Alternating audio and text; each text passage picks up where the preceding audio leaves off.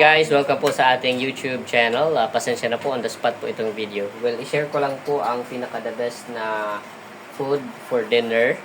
Yung viand tsaka yung rice. So, ito po yung niluto nating pakbet with pasayan. And we have galunggong. So, this is a very healthy ulam po.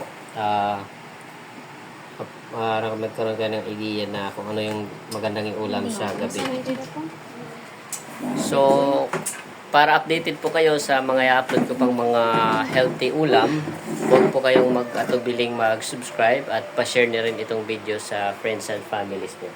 So, itour ko po kayo dito sa gulay na niluto ko.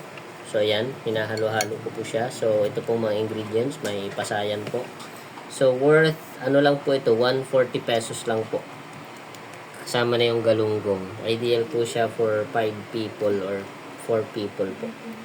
So, ayan po. Ayan, masarap po yan. Kain po kayo.